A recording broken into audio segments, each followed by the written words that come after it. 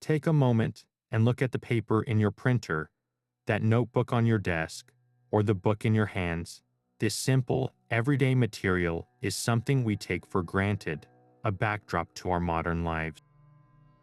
But what if I told you that its story begins not in a factory, but in the marshy banks of the Nile River thousands of years ago?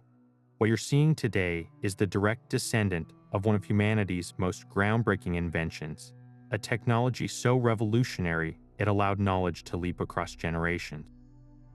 Long before wood pulp and industrial presses, the ancient Egyptians perfected the art of creating paper from the papyrus plant, crafting a durable surface that would carry their stories, their laws, and their dreams into an immortality they could only imagine. Have you ever stopped to wonder how they did it? How did they transform a simple aquatic reed into the very foundation of recorded history, a medium so resilient we can still unroll and read their words today? This wasn't just a craft, it was an act of alchemy, turning the gifts of the river into the bedrock of civilization. The story of papyrus is the story of human ambition itself, the burning desire to speak to the future, to leave a mark that outlasts stone and memory. It connects us, here and now, directly to the scribes and pharaohs of a lost world. We are about to embark on a journey back in time, to get our hands metaphorically dirty in the rich Nile mud, and uncover the incredible step-by-step process these ingenious people developed. We'll see how they harvested the plant, how they ingeniously layered its fibers, and how they applied pressure and patience to create sheets that have withstood the test of millennia. This is more than a history lesson. It's a chance to witness the birth of an idea that changed everything. So settle in, because we're going to pull back the curtain on one of the ancient world's best-kept secrets, a fun and fascinating adventure into the very heart of Egyptian innovation. To understand this ingenious process, we first need to meet the main character in our story, a plant that was far more than just a raw material. This is the papyrus plant, or Cyperus papyrus, a species of sedge that once flourished in the shallow marshes and along the slow-moving banks of the Nile Delta. Picture a landscape of vibrant green, with thickets of these plants rising from the water like a forest of giant reeds. They weren't small by any measure. A mature papyrus plant could soar to a staggering height of 15 feet, towering over the people who harvested it. Its most defining feature was its stem, which wasn't round like most grasses, but had a unique, sturdy triangular cross-section, and at its very top, it blossomed into a beautiful, delicate umbel, a spray of thin, thread-like green stems that looked like a feathery sunburst. This iconic silhouette would have been a familiar and comforting sight for any ancient Egyptian, as fundamental to their environment as the river itself. But its role extended far beyond the scribe's workshop. The ancient Egyptians were masters of resourcefulness, and they utilized virtually every part of the papyrus plant, making it a true cornerstone of their daily life. That tall, buoyant stem wasn't just for paper. It was also bundled tightly together and bound with papyrus ropes to create elegant, lightweight boats. These vessels, depicted in so many tomb paintings, were perfect for navigating the shallow waters of the Nile, used for transportation, fishing, and even for leisurely fowling trips in the marshes. Speaking of ropes, the tough, fibrous outer rind of the stem was peeled away and twisted into incredibly strong cords for tying, building, and rigging. The plant's versatility went even further. The softer, pithy inner part of the stem could be chewed for its sweet juice, and the lower parts of the plant were sometimes even eaten as a food source. The roots themselves were dried and used as fuel for fires. They even crafted practical items like sandals, baskets, and mats from the resilient fibers. This single remarkable plant provided for transportation, construction, sustenance, and ultimately, the very medium for their culture and administration. It's no exaggeration to say that the civilization of ancient Egypt was, in many ways, built upon the back of the papyrus reed. Its abundance and utility made it possible for them to not just survive, but to thrive and create a legacy that would endure for millennia. With the towering papyrus plants identified, the actual harvest began, a procedure requiring a careful hand and precise timing. The ideal period for this work was during the later stages of the Nile's annual inundation, when the floodwaters had begun to recede, but the ground remained soft and saturated. This was a moment of perfect balance, providing easy access to the plants while the mud was still workable, allowing harvesters to wade into the marshes without struggling through hardened earth. The tools of choice were typically sharp bronze sickles, sturdy and effective for slicing through the tough fibrous stems. But this was far from a simple task of chopping down reeds at random. It was a delicate operation guided by generations of accumulated knowledge. A harvester's expertise was judged by their ability to select only the finest, most mature stems. They looked for papyrus stalks that had reached their full height, often seeking out those that were green and robust, avoiding any that showed signs of weakness or damage. The most critical part of the entire process was the cut itself. The sickle had to be placed at just the right point on the stem, low enough to obtain the longest possible section of the valuable pith, but crucially, high enough above the root system to leave it completely intact and unharmed in the mud. Severing the roots would mean killing that particular plant, preventing it from regenerating for the next season. This practice reveals a profound understanding of sustainable resource management that feels remarkably modern. The ancient Egyptians weren't just exploiting their environment, they were curating it. They recognized that the papyrus beds were not an inexhaustible resource to be mined, but a vital crop that needed to be managed with foresight. By ensuring the root systems survived each harvest, they guaranteed a continuous supply of raw material for centuries, turning these lush marshes into a renewable factory for their administrative and cultural needs. This mindful approach allowed the papyrus industry to flourish for millennia, supporting everything from tax records and legal decrees to the profound spiritual texts that guided their journey into the afterlife. Once the harvesters had brought the tall, triangular stems back from the marshes, the work transitioned from the muddy banks to the processing area, where the first crucial transformation began. This next stage was all about revealing the hidden treasure inside the tough plant. The first task for the craftspeople was to meticulously peel away the hard, green outer rind of the stem. This outer layer was incredibly fibrous and tough, perfect for making ropes and cords, as we mentioned, but entirely unsuitable for creating a smooth riding surface. Using a sharp blade, possibly of flint or bronze, they would make a careful longitudinal cut along the length of the stem, and then skillfully pry this protective green shell away. What they uncovered was the true prize, the inner pith. This core material was a stark contrast to the tough exterior. It was soft, spongy, and a brilliant, almost luminous white. This pith was packed with the starchy, cellular fibers that, when processed, would bind together to form the sheet of papyrus. It was this stark white color that gave finished papyrus its characteristic pale background, the perfect canvas for black ink and vibrant pigments. With the valuable pith now exposed, the next step was to cut it into the standardized lengths that would determine the ultimate width of the final papyrus sheet. The craftsmen would typically take these long strips of inner pith and slice them into segments measuring roughly 16 inches, or about 40 centimeters, long. This specific measurement didn't emerge by accident. It was a brilliant piece of practical ergonomics. A sheet of papyrus of this width was perfectly manageable for a scribe to hold and write on. It was wide enough to accommodate a generous column of text, often with margins, yet not so wide that it became awkward to handle or difficult to store. Imagine a modern legal pad. Its dimensions are standardized for a similar reason: ease of use. This 16-inch width became so deeply ingrained in the production process that it served as the foundational module for the entire papyrus industry. When a longer document was needed, such as for a legal scroll, a religious text, or an administrative record, these individual sheets were not simply stacked. Instead, they were joined together side by side to create a continuous roll. A roll of 20 sheets would create a substantial document over 26 feet long.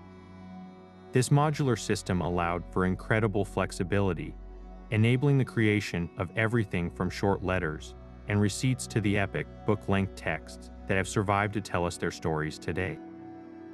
Now came a moment that truly separated the novice from the master artisan, the delicate work of slicing the pith itself. This wasn't a matter of simple chopping, it was an exercise in extreme precision, where the final quality of the papyrus paper was literally held in the craftsman's hand. With the long, 16-inch segments of white pith laid out before them, the next task was to slice this soft, moist core vertically into the thinnest possible sheets. Using an incredibly sharp blade, a sliver of flint with a razor edge, or a finely honed bronze knife, the craftsperson would begin a careful, controlled splitting motion. The goal was to create strips that were almost unbelievably thin, so delicate that they became semi-translucent when held up to the brilliant Egyptian sun. You have to picture the skill this required. There was no mechanical press to ensure uniformity, no laser guide for consistency. It was all in the feel of the material and the steadiness of the hand, a technique refined over a lifetime of practice. The ideal strip had to be thin enough to be pliable and to allow for tight bonding, yet thick enough to retain structural integrity and not tear during the following steps. It was a breathtaking balance to strike. The uniformity of these strips was absolutely paramount. If one strip was noticeably thicker than its neighbor, that area of the final sheet would dry unevenly, creating a weak spot prone to cracking or flaking. Inconsistencies in thickness would also lead to an uneven surface texture, making it difficult for a scribe's reed brush to glide smoothly, potentially causing the ink to blotch or run. For a culture that recorded everything from divine prayers to grain taxes, a flawed writing surface was more than an inconvenience. It was a risk to the integrity of the information itself. This is why the ancient Egyptian papyrus makers developed a sophisticated grading system based directly on the part of the stem the pith came from. The very widest and thickest part of the pith was found at the center of the triangular stem. When sliced, these central portions yielded the widest, most robust, and most uniform strips. These premium strips were meticulously set aside and reserved exclusively for the highest quality documents, royal decrees, religious texts like the Book of the Dead, and important state administrative records. The outer portions of the pith, closer to the green rind, produced narrower and sometimes slightly irregular strips. This material was perfectly functional, but it was considered second quality, destined for everyday use like personal letters, drafts, or routine accounting. This careful sorting ensured that the most critical messages for the gods and the kingdom were inscribed on the most durable and beautiful paper imaginable, a testament to how deeply the Egyptians valued the written word. With the delicate, translucent strips carefully sorted by quality, the next phase in the transformation could begin, a stage where patience was as important as precision. These pristine slices of pith were not yet ready to be pressed into paper. First, they needed a bath. The craftsmen would submerge the strips in troughs of fresh water, most likely drawn directly from the Nile itself. This wasn't a quick rinse. The soaking process was a slow, deliberate one, lasting for several days. At first glance, you might think that it is simply about washing away any residual dirt or impurities from the marsh, and that was certainly part of it. But the real magic happening in that water was far more profound. The Nile water was acting as a catalyst, rehydrating the cellular structure of the plant material and triggering a crucial chemical reaction. Inside those soft, white pith strips were natural sugars, starches, and most importantly, the plant's own sap. While submerged, these substances began to leach out into the surrounding water. This wasn't a loss of material, it was the creation of the very glue that would hold the future papyrus sheet together. The water activated these organic compounds, essentially turning the soaking tub into a vat of mild, natural adhesive. Think of it like making a paste from flour and water. The starches within the papyrus, when combined with water and given time, formed their own powerful bonding agent. This ingenious step meant the Egyptians never had to invent or manufacture an external glue. The papyrus plant, in its incredible self-sufficiency, provided both the body of the paper and the means to bind it. The duration of the soak was critical. Leave the strips in for too short a time, and there wouldn't be enough sap released to create a strong bond, resulting in a sheet that might crumble or delaminate. Leave them in for too long, and the strips could become waterlogged and begin to break down, losing their fibrous strength and becoming mushy.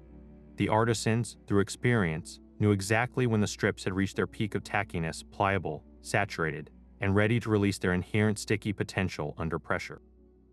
This gentle, watery prelude was the essential calm before the storm of pressing and drying that would ultimately fuse these individual strips into a single, unified sheet of paper.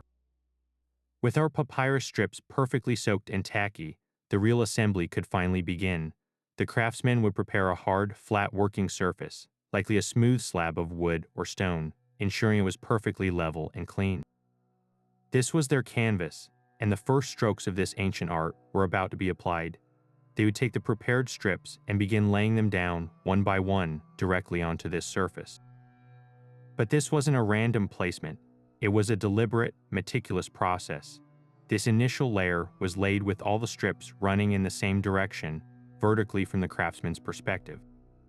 In the world of weaving and textile making, this parallel set of lines is known as the warp, and the Egyptians borrowed this concept for their paper making. Think of it as the foundational threads on a loom, the ones that provide the underlying strength and structure for everything that will be woven atop them.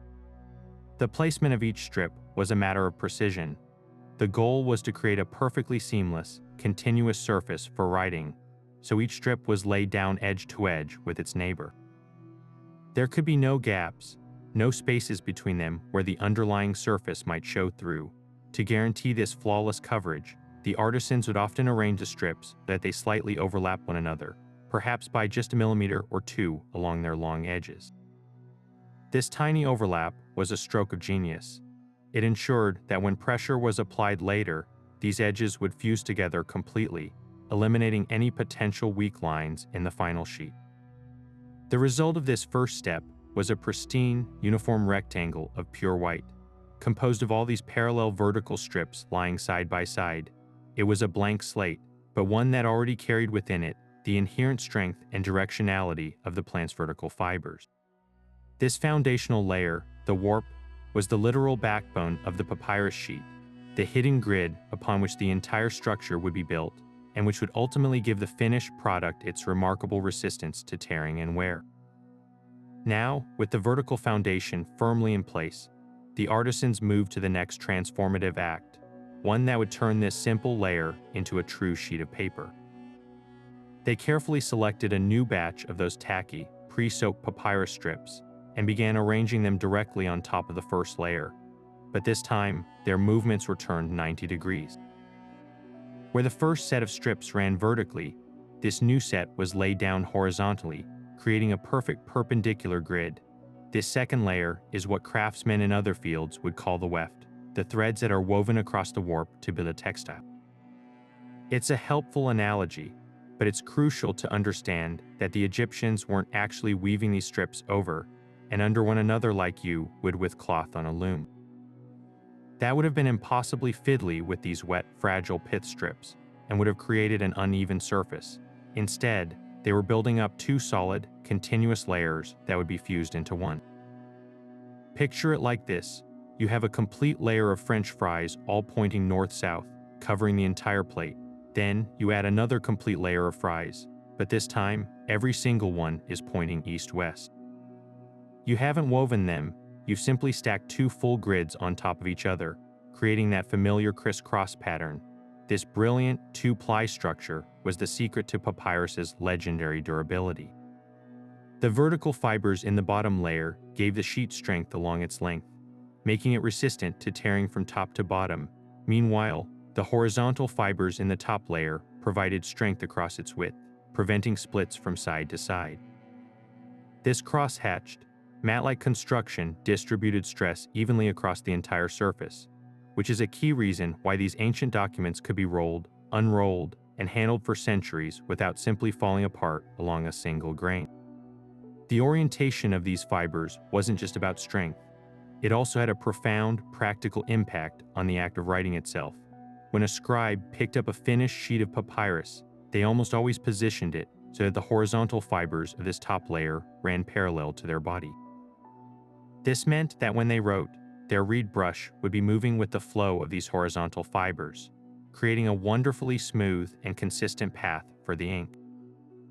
Trying to write against the grain across the vertical strips would have been a bumpy, frustrating experience, as the brush would catch on the tiny ridges where the underlying strips met.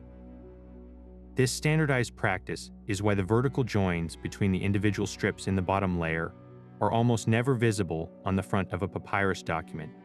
They are hidden beneath the seamless horizontal top layer, which presented the scribe with the perfect, uninterrupted writing surface. This meticulous, two-stage assembly was a masterclass in material science, leveraging the natural properties of the plant to create a product that was not only incredibly tough, but also exquisitely functional for its primary purpose. This carefully constructed cross-hatched mat, a delicate grid of vertical and horizontal strips, was now ready for the most forceful and defining stage of its transformation. The assembly was complete, but it was still just a wet, fragile arrangement of plant fibers. To become true papyrus, it needed to be forged into a single, unified sheet through the dual powers of pressure and chemistry. The artisans would first prepare what we might think of as a protective sandwich for their precious creation. They carefully lifted the entire damp mat and placed it between two layers of highly absorbent material. This lining was typically made of a coarse linen cloth, or perhaps even other, older pieces of felted papyrus fiber. This was a brilliant, practical step. The absorbent layers acted like a sponge, ready to wick away the immense amount of moisture that was about to be forced out, while the cloth's texture prevented the soft, sticky pith from adhering directly to the pressing surfaces. The entire packet, the cloth, the papyrus mat, and another cloth on top, was then moved to the press itself. While we don't have detailed blueprints from ancient workshops, we can reconstruct this technology from what we know of their other crafts, like wine or olive oil production. The press was likely a beautifully simple yet effective mechanism. One common design might have involved placing the papyrus packet on a sturdy, flat stone slab. A second, equally heavy stone slab would then be carefully lowered on top of it. But to amplify the force far beyond the weight of the stone alone, a lever system was probably employed.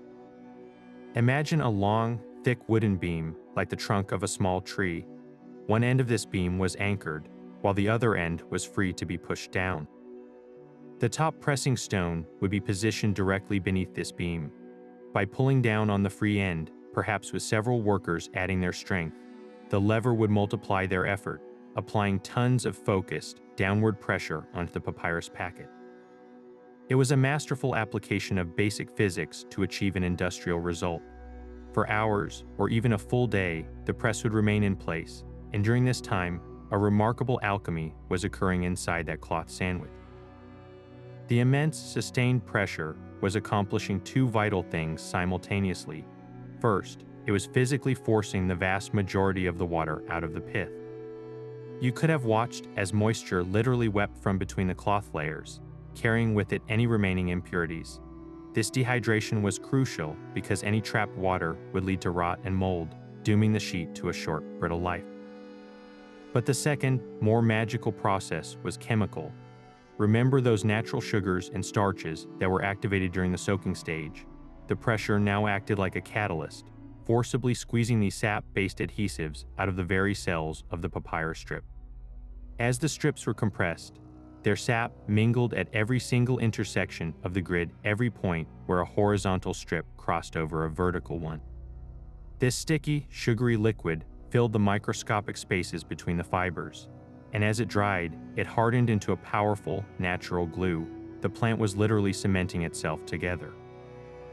This is why a high-quality ancient papyrus feels so strong and integrated. It isn't just strips pressed side by side, it's a new substance, a fiber-reinforced composite material where the plant provides both the reinforcement and the binding matrix. The pressure didn't just remove water, it triggered the creation of the sheet's own permanent, internal adhesive, fusing the two separate layers into one inseparable, durable whole. So let's pause for a moment and really think about what was happening inside that press.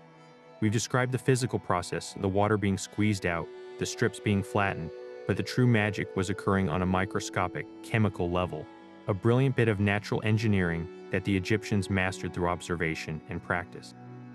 Think of the sap within those papyrus strips as the plant's lifeblood, a complex fluid rich in two key components, polysaccharides, which are long chains of sugar molecules, and simpler sugars like glucose. When the strips were soaking in the Nile water, these compounds began to dissolve and migrate to the surface of the plant fibers. But it was the application of immense, sustained pressure that truly activated them. This pressure did more than just push water out.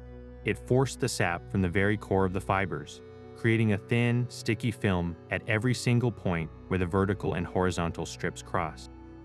This film acted as a perfect natural adhesive, coating the microscopic cellulose fibers and ready to form a bond. Now, after the pressing, the still damp sheet was removed from its cloth wrapping and laid out in the hot, dry Egyptian air. This is where the second half of the chemical reaction took place, powered by the relentless sun.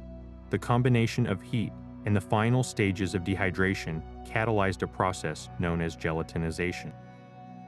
The starches in the sap, now concentrated on the surface of the strips, began to swell and their molecular structure broke down. As the last of the water evaporated, these gelatinized starches and the concentrated sugars underwent a transformation. They were crystallized and formed a hard, rigid matrix that effectively locked the crisscrossing fibers of the two layers into a fixed position. It's a process not unlike making hard candy. You start with a syrup of sugar and water, and as you heat it and the water boils away, the sugar molecules are forced closer and closer together until they solidify into a single, brittle solid upon cooling. The sap in the papyrus performed a similar function, solidifying around the plant's own fibrous skeleton. This natural lamination process is the key reason why papyrus from thousands of years ago is still intact today, while modern paper made from wood pulp can become brittle and yellow in just a few decades. The Egyptians weren't using an acidic lignin-based pulp. They were creating a composite material where the plant fibers provided the tensile strength, and the natural sap-based adhesive acted as a stable, neutral pH binding agent. This created a sheet that was not only strong and flexible, but also remarkably resistant to chemical degradation over time. The finished product was, in essence, a single, unified substance. If you were to try to peel apart a well-made sheet of ancient papyrus, you wouldn't find a top layer and a bottom layer separating cleanly. Instead, the material would tear randomly across both directions of fibers because the bond between them had become as strong as the fibers themselves. This ingenious exploitation of the plant's own chemistry transformed a fragile, temporary arrangement of reeds into a permanent and durable medium, a testament to an ancient understanding of materials that we are only now fully appreciating with our modern scientific tools. Released from the intense pressure of the press, the nascent papyrus sheet, now a coherent but still damp mat, embarked on its final transformation. This last step required no complex machinery, but instead harnessed the most reliable and powerful force in the Egyptian world, the sun. The craftsman would carefully lift the sheet from its absorbent cloth, wrapping and transport it to a dedicated drying area, a flat, open space bathed in unobstructed sunlight. There, it would be laid out on a clean, sloping surface, perhaps a smooth, whitewashed plaster table, or a stone slab angled to catch the maximum solar rays. This positioning wasn't just about speed. It was about ensuring even, consistent exposure across the entire sheet, preventing any area from remaining damp and becoming a breeding ground for mold or discoloration. The heat of the Egyptian sun worked in perfect harmony with the chemistry that the pressing had initiated. While the mechanical force had expelled most of the water and forced the sap to the surface, it was the solar energy that finished the job, driving out the last vestiges of moisture and completing the curing process of that natural adhesive. Think of it like baking a clay pot. The potter shapes the clay, but it's the heat of the kiln that permanently hardens it, transforming soft, malleable earth into a durable, fixed form. For the papyrus, the sun acted as its kiln. As the sheet baked, the remaining water content evaporated, causing the starchy, sugary sap that coated every fiber intersection to undergo a final, irreversible change. This residue hardened into a crystalline, waterproof matrix that permanently locked the crisscrossing fibers in place. This sun curing is what gave high-quality papyrus its remarkable resistance to moisture and its ability to retain flexibility without delaminating, even after being rolled and unrolled countless times over centuries. The length of this drying period was not a fixed number of hours.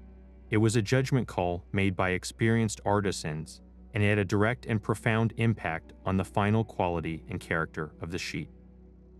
A sheet dried too quickly in scorching, direct heat for a shorter period might become brittle and prone to cracking, as the outer layers would harden before the internal moisture had fully evaporated. Conversely, a sheet left to dry too slowly over several days, perhaps in a slightly shadier spot, would develop a different texture entirely. This slower process allowed the fibers to relax and settle more, often resulting in a sheet that was more supple and flexible, but sometimes with a slightly rougher, more porous surface. The ultimate goal was a perfect balance, a sheet that was completely desiccated yet retained a certain resilience, a product that was hard and smooth enough to provide an excellent writing surface, but still possessed enough give to be rolled into a scroll without cracking along the creases. This final phase in the sun also bestowed upon the papyrus its iconic aesthetic. The combination of ultraviolet light and the final chemical changes in the plant material bleached the sheet, transforming the brilliant white of the wet pith into that characteristic pale, creamy off-white color we instantly associate with ancient documents. Variations in this color were a direct signature of the process. A sheet made from the finest, center-cut pith and dried with perfect timing would achieve a uniform, elegant hue. A sheet made from lower-grade strips or dried less carefully might exhibit subtle variations, slight discolorations, or a darker, more beige tone. The very color and texture of the finished papyrus were thus a silent testament to the skill of the craftsman and the quality of the materials, a final, visible grade stamped by the sun itself before the sheet was ever handed over to a scribe. Even after the sun had done its work and the papyrus sheet was bone dry, the process wasn't quite finished. What emerged from the drying grounds was a perfectly functional sheet, but it wasn't yet the premier writing surface demanded by Egyptian scribes. To reach that elite standard, it required a final, almost ritualistic step: polishing. This was the equivalent of sanding and finishing a beautiful piece of wood, transforming a rough, textured mat into a smooth, sophisticated surface. The tools for this job were as elegant as the result they produced. A craftsman would take a smooth, hard object, a carefully shaped piece of ivory, a large, curved seashell, or a specially selected, water-worn stone, and begin to rub it methodically across the surface of the sheet. With firm, consistent pressure, they would work the tool in long, sweeping strokes, back and forth, covering every single square inch of the papyrus. The goal of this polishing was threefold, and each outcome was critical for the scribe who would later use the sheet.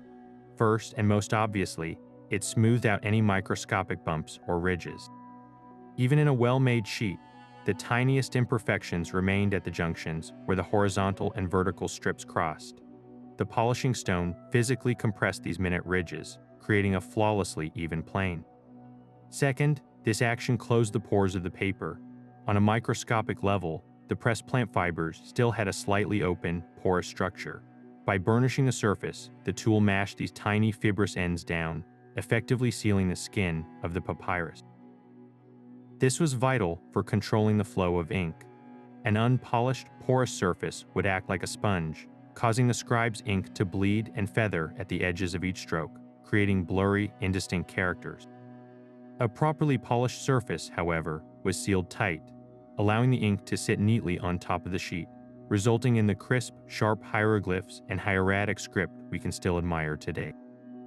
The third result of polishing was the creation of a subtle sheen, a slight gloss that made the surface not just functional, but beautiful. This wasn't a shiny, manufactured varnish. It was a natural luster brought out by the friction and compression of the polishing tool. This gloss served a practical purpose as well, making the surface even more resistant to ink absorption and giving the scribe's reed brush an exceptionally smooth, frictionless glide. You can think of the difference between writing on a piece of ordinary, modern printer paper versus writing on a high-quality, smooth cardstock. The cardstock offers less resistance and allows for cleaner, more precise line. For the Egyptians, whose writing was both a practical tool and a sacred art, this quality was non-negotiable. The polishing process also had a secondary, hidden benefit. It further strengthened the sheet.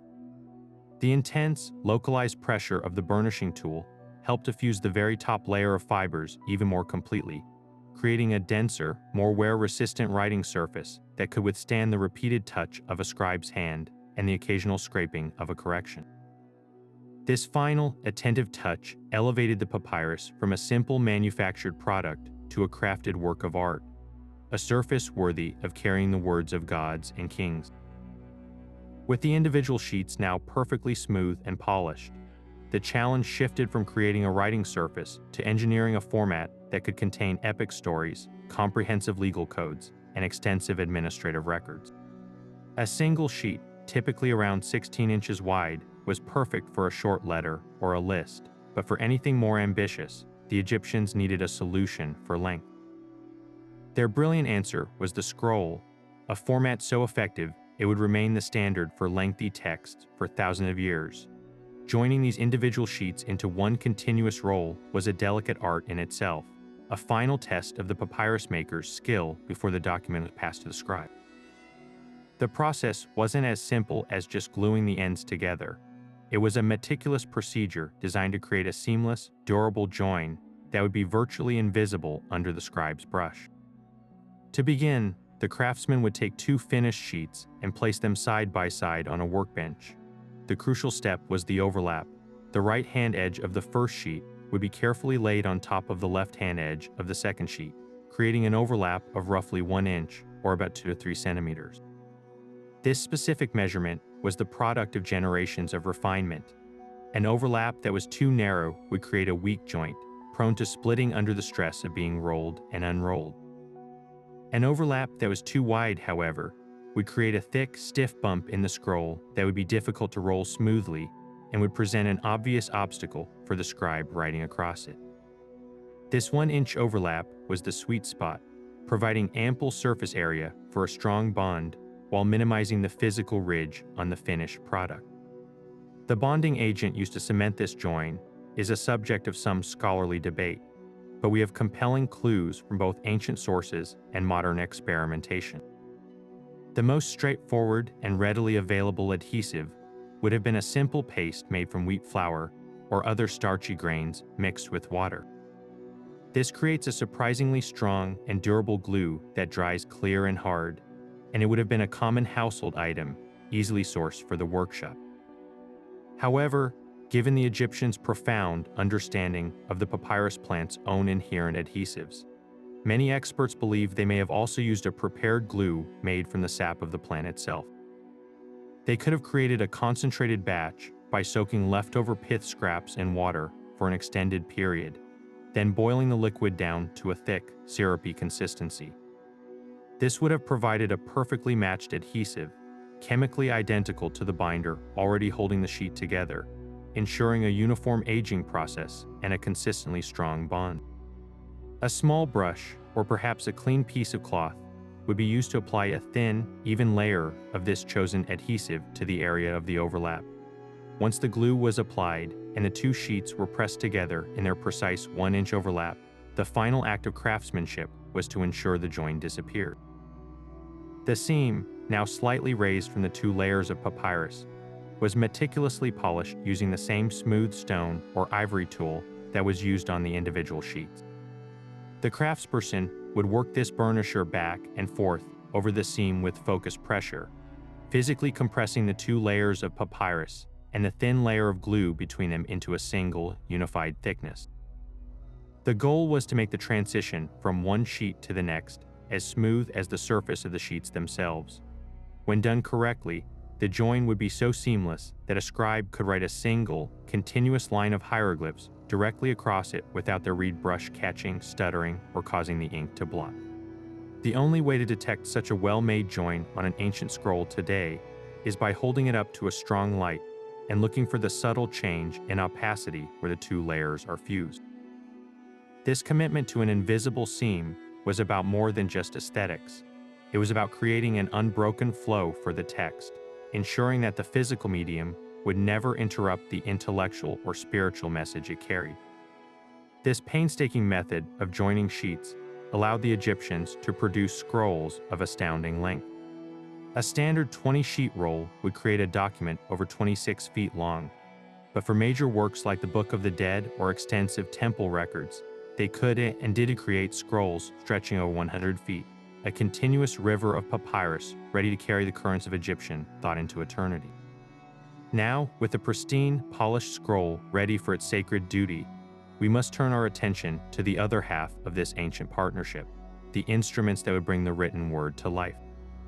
The scribe's primary tool was the pen, but it was far from the metal-nibbed instrument we might picture. This was the calamus, a supremely simple yet effective writing implement crafted from the stem of a reed, most commonly the Juncus maritimus or similar robust marsh plant. A scribe would select a reed stalk of ideal thickness and maturity, then cut it to a comfortable length of about 6 to 9 inches, creating a natural, lightweight holder. The real ingenuity, however, was in the tip. Using a small, sharp knife, the scribe would carefully cut the end of the reed at a sharp angle, creating a precise point. Then, with a delicate slicing motion, they would cut a narrow slit from the very tip up into the body of the reed, effectively creating 2 flexible tines, much like a tiny, organic version of a modern fountain pen nib. This split tip was the heart of the calamus's functionality. When the scribe dipped the pen into their ink, the slit would act as a capillary channel, drawing a small, controlled amount of ink up into the hollow reed body, creating a reservoir. As the scribe pressed the point of the papyrus, the 2 tines would spread apart slightly, allowing a consistent, smooth flow of ink to be deposited.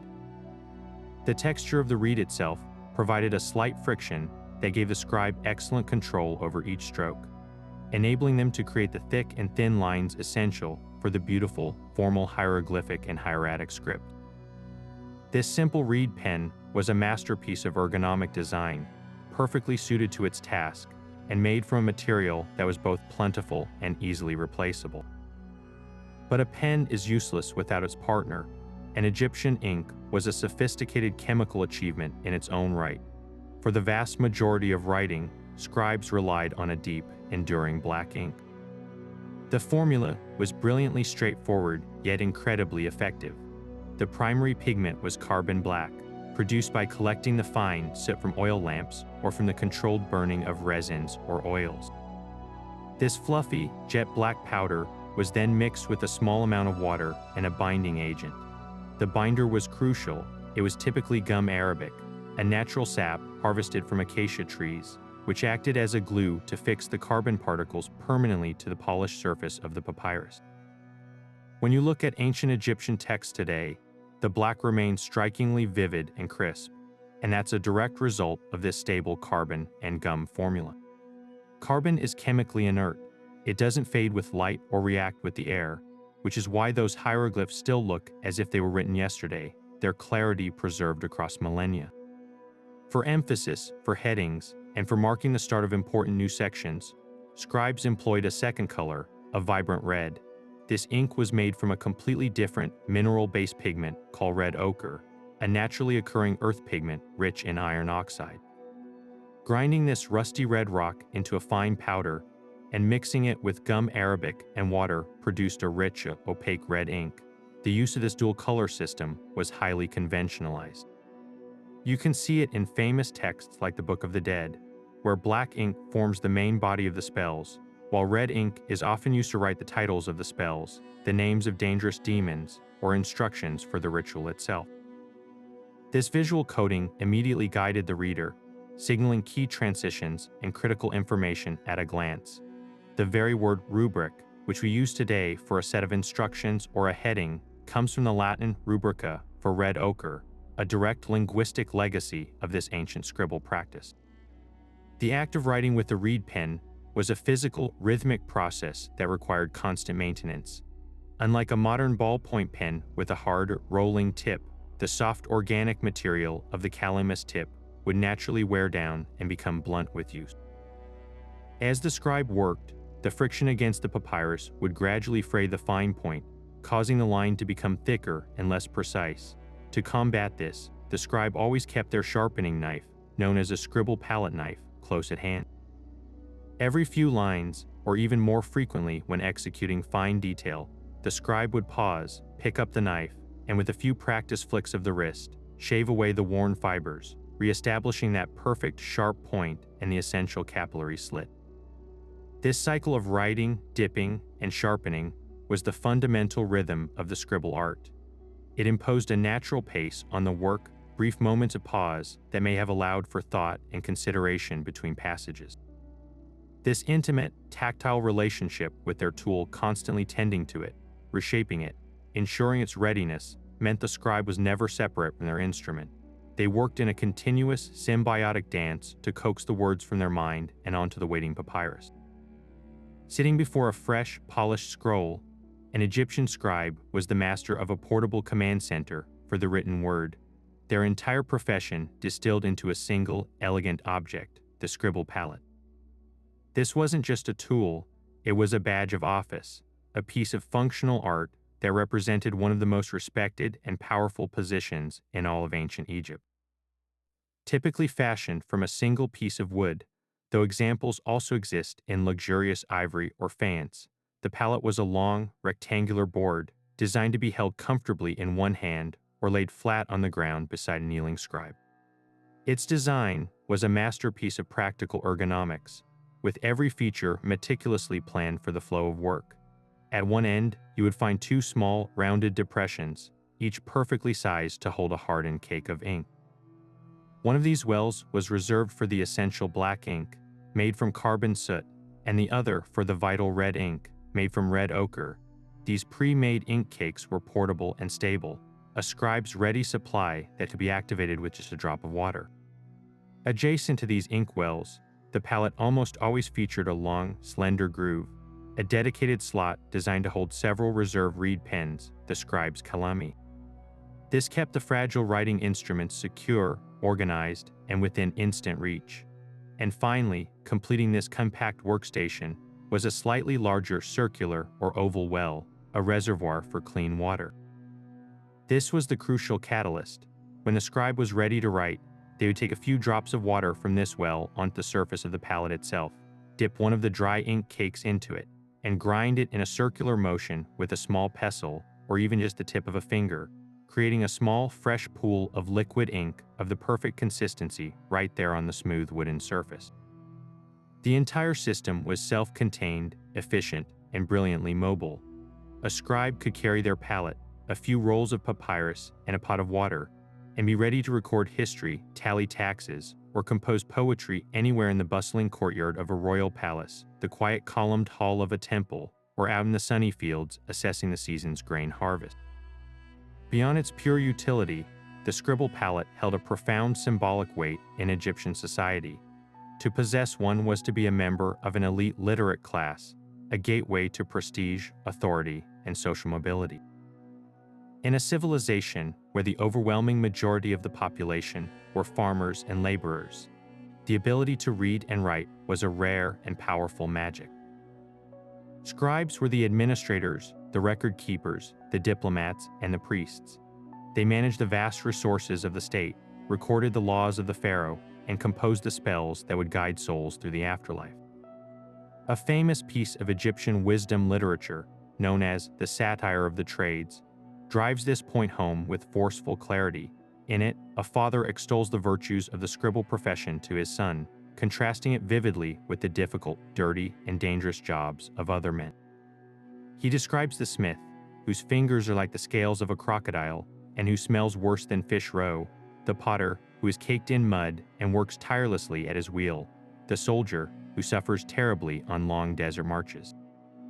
The scribe, however, is presented as the one who is clean, respected, and free from manual labor. The text concludes with the powerful line, "Be a scribe."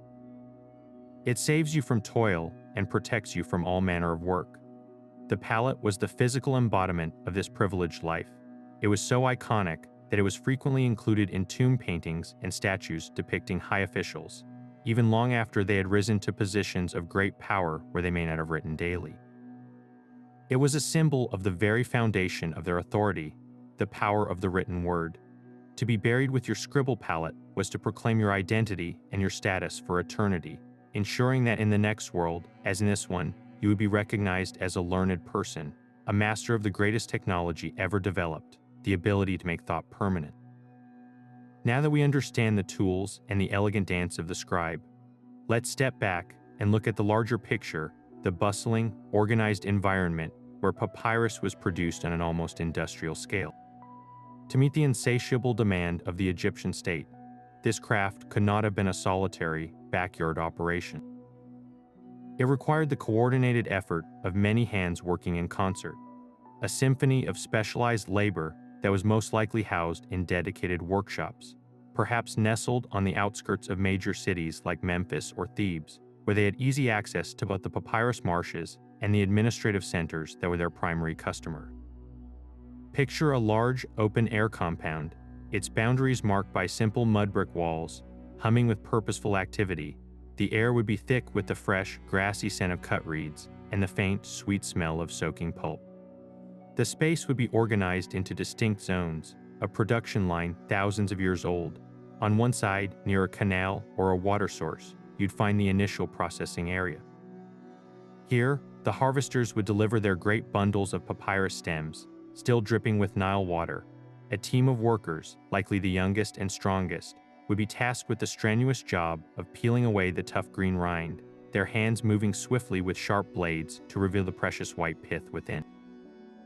Next to them, another group would be carefully slicing this pith into those standardized 16-inch lengths, and then performing the delicate magic of shaving them into those tissue-thin, translucent strips. This was a skill in itself, and the quality of their work directly determined the grade of the final product. The heart of the workshop would be the pressing and drying stations.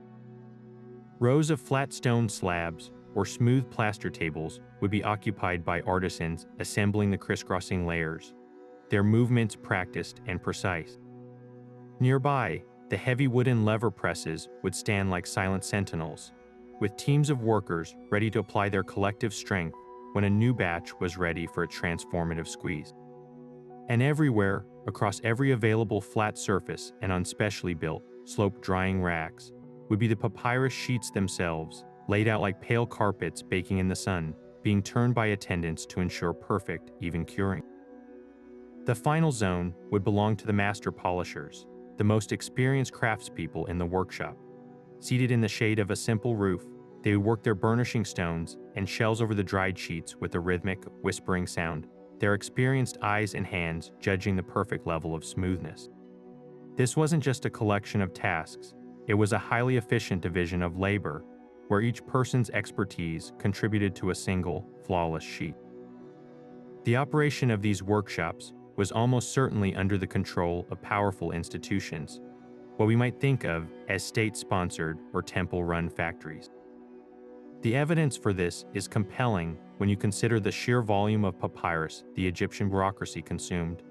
Every census, every tax record, every legal decree, every shipment of goods to a royal tomb required written documentation. The temples, too, needed endless rolls for religious texts, ritual instructions, and their own extensive landholdings. This scale of production required organization, funding, and a guaranteed supply chain that only the palace or a major temple could provide. We can imagine a system of royal patronage, where the state owned the papyrus marshes and commissioned workshops to produce the material, which was then distributed to scribes throughout the administration. The workshops might have been managed by a high-ranking official, an overseer of the papyrus makers, whose job was to ensure quality and output. This institutional control also helps explain the remarkable consistency we see in papyrus over centuries. The sheet dimensions, the quality of the adhesive, the polishing techniques, all show a standardized approach that points to centralized production guidelines. Workers in these shops might have been skilled artisans who held a respected, specialized position in society, much like the stonemasons and sculptors who worked on the pyramids. Their work, while perhaps not as glamorous, was fundamental to the functioning of the kingdom. They were the unsung heroes of the information age, creating the very platform upon which the history, religion, and daily business of one of the world's greatest civilizations was recorded. In this noisy, fragrant workshop, amid the splashing water and the groan of the presses, they weren't just making paper, they were manufacturing the memory of Egypt itself, one durable, sun-bleached sheet at a time. This incredible manufacturing process didn't just produce paper, it created one of the ancient world's first truly global commodities, a product that placed Egypt at the very center of Mediterranean trade for centuries. Imagine papyrus not just as a local craft, but as a state-controlled industry, an economic powerhouse whose value was so immense it became a form of soft power wielded by the pharaohs. The papyrus plant was a uniquely Egyptian resource, growing prolifically in the Nile Delta, but virtually impossible to cultivate successfully in the drier climates of Greece, Rome, or the Near East. This natural monopoly gave Egypt an incredible advantage, and they leveraged it masterfully. The kingdoms and empires rising around the Mediterranean desperately needed a durable, lightweight, and efficient writing material for their own burgeoning administrations, and papyrus was the perfect solution.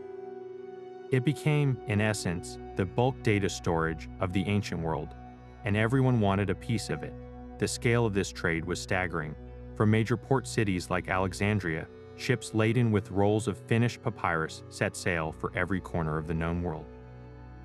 These rolls were packaged in standardized bundles, and we know from Roman records that these bundles were a common sight in the warehouses of Papyrus, the port of Athens, and later, in the commercial heart of Rome itself.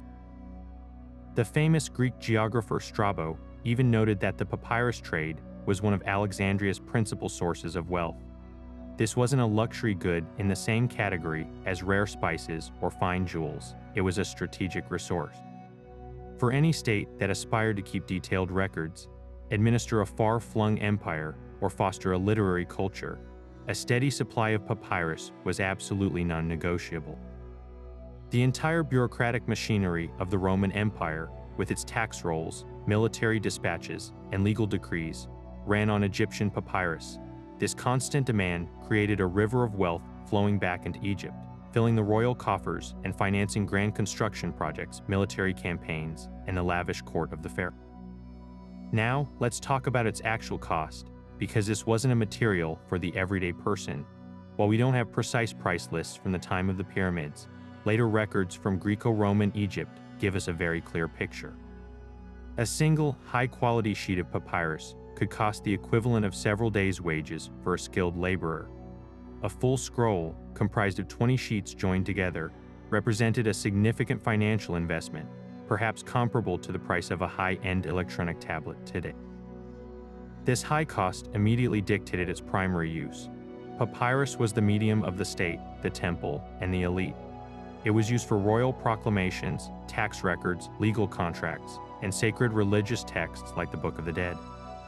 A private letter written on papyrus was a sign of substantial wealth and importance. For the vast majority of the population, farmers, soldiers, and artisans, papyrus was an inaccessible luxury.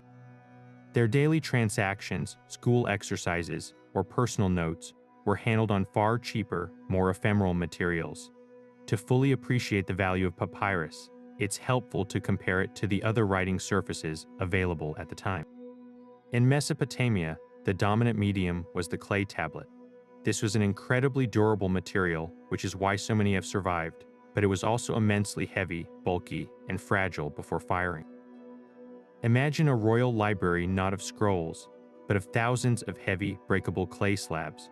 Writing on them required a stylus to impress wedge-shaped cuneiform, a process that was much slower than using a reed pen and ink. For the Greeks and Romans, a common everyday alternative was the wax tablet. This was a wooden frame filled with a layer of beeswax.